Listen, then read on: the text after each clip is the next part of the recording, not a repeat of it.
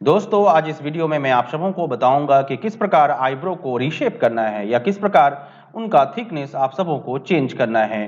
तो चलिए दोस्तों हम वीडियो की शुरुआत करते हैं। सबसे पहले हम इस फाइल विंडो के मेन बैकग्राउंड लेयर को अनलॉक कर लेंगे। अनलॉक करने के बाद शॉर्टकट की Ctrl+J द्वारा इसका डुप्लीकेट तैयार करेंगे। आपको जो भी काम करना है वो इस डुप्लीकेट लेयर में रहते हुए ही काम करना है। अब दोस्तों हम टूल बॉक्स की ओर जाएंगे और टूल बॉक्स में से पेन टूल का चयन करेंगे। पेन टूल जिसका इस्तेमाल कर हम विभिन्न आकृतियों में ऑब्जेक्ट का निर्माण करते हैं, परंतु इसी पेन टूल का इस्तेमाल कर हम विभिन्न आकृतियों में ऑब्जेक्ट को सिलेक्ट करने का भी काम करते हैं। तो दोस्तों पेन टूल को सिलेक्ट करने के बाद आपको ऑप्शन बार की ओर जाना है और यहां से आपको पाथ ऑप्शंस का चयन करना है। अब दोस्तों हम पेन टूल की सहायता से आईब्रो के ऊपरी वाले हिस्से को सिलेक्ट कर लेंगे। तो चलिए दोस्तों देखते हैं कि किस प्रकार सिलेक्ट करना है।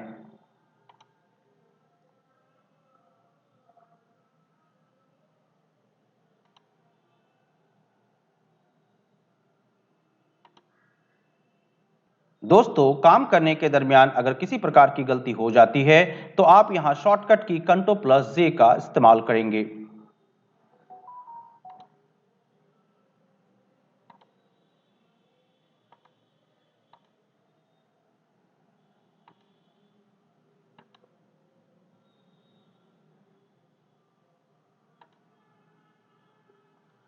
तो जैसा कि दोस्तों हम यहां सिलेक्शन पाथ तैयार कर चुके हैं।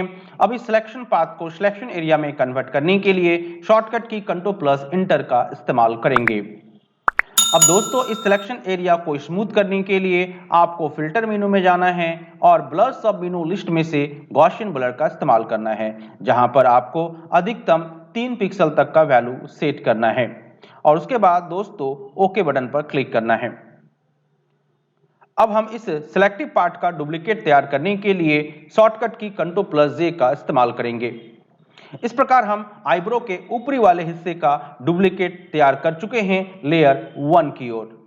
अगर आप चाहें दोस्तों तो अपने इस लेयर को एक नया नाम दे सकते हैं, जैसे आईब्रो टॉप फिल। जिस प्रकार हमने आईब्रो के ऊपरी वाले हिस्से का डुप्लीकेट तैयार किया है, उसी प्रकार से हमें निचले वाले हिस्से का भी डुप्लीकेट तैयार करना है। तो डुप्लीकेट तैयार करने के लिए दोस्तों हम चलते हैं अपने इस डुप्लीकेट लेयर 0 कॉपी की ओर और इस पेन टूल की सहायता से हम आईब्रो के निचले वाले हिस्से को भी सिलेक्ट कर लेंगे।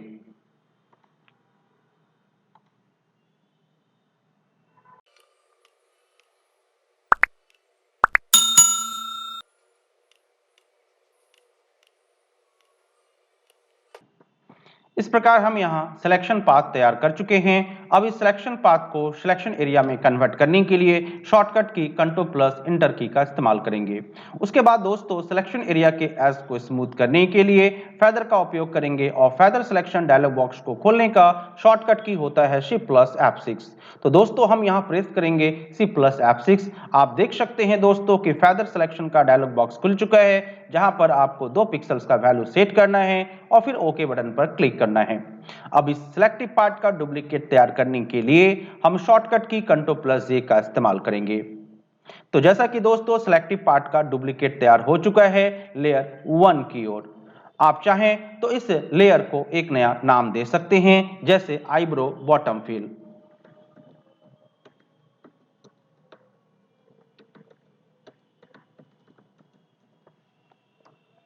उसके बाद दोस्तों हमें आईब्रो टॉप फिल की ओर जाना है एवं टूल बॉक्स में से मूव टूल को सिलेक्ट करना है और फिर हम कीबोर्ड में से डाउन एरो की को प्रेस करेंगे। इस प्रकार हम ऊपर की ओर से आईब्रो को रीशेप कर पा रहे हैं।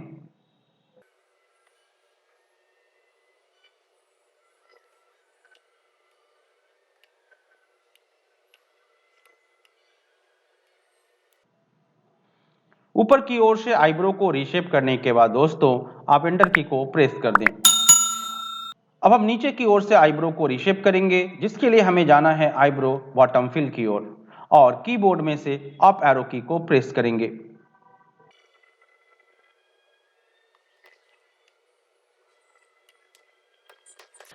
तो दोस्तों आप यहां देख सकते हैं कि ऊपर एवं नीचे की ओर से हम आईब्रो को रीशेप कर चुके हैं। अब हम इस आईब्रो को सिलेक्ट करेंगे ताकि हम इस आईब्रो के ब्राइटनेस को घटा सकें। तो दोस्तों हम वापस से चलते हैं लेयर 0 कॉपी की ओर और इस लेयर में रहते हुए पेन टूल का इस्तेमाल कर इन्हें सिलेक्ट कर लेंगे।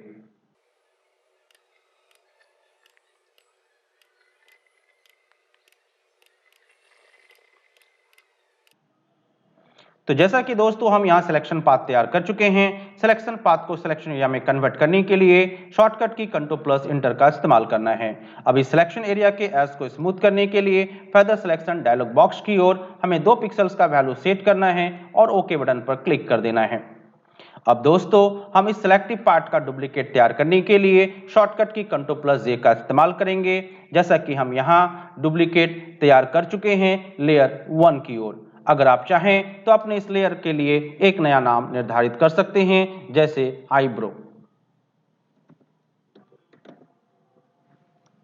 अब इस आईब्रो वाले लेयर में रहते हुए हमें इसके ब्राइटनेस को कम कर देना है। तो ब्राइटनेस को कम करने के लिए हम इमेज मेनू में जाएंगे और एडजस्टमेंट सब मेनू लिस्ट में से ब्राइटनेस और कंट्रास्ट का इस्तेमाल करेंगे। अब दोस्तों हम यहां से ब्राइटनेस को थोड़ा कम करेंगे और उसके बाद दोस्तों ओके बटन पर आप क्लिक कर दें। हम यहां इरेजर टूल का इस्तेमाल करते हुए बाहरी हिस्से को सावधानी पूर्वक इरेज कर देंगे। तो इसके लिए दोस्तों आप इमेज को जूम कर लें। जूम करने के लिए कीबोर्ड में से Z को होल्ड करके रखें और पॉइंटर को अपनी तरफ ड्रैग करें, जिससे कि आप इमेज को काफी ज्यादा जूम कर पाएंगे और इरेजर टूल की सहायता से आप इसे बारीकी से इरेज कर पाएंगे।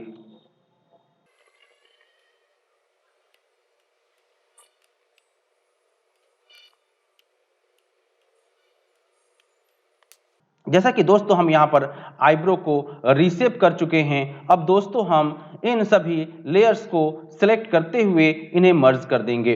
तो शिफ्ट की को होल्ड करते हुए आप इन सभी लेयर्स को सिलेक्ट कर लें और शॉर्टकट की कंट्रोल+E द्वारा सभी सिलेक्टिव लेयर्स को मर्ज कर दें।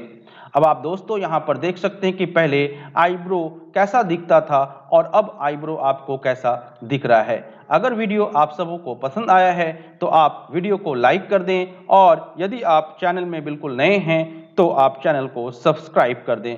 धन्यवाद दोस्तों।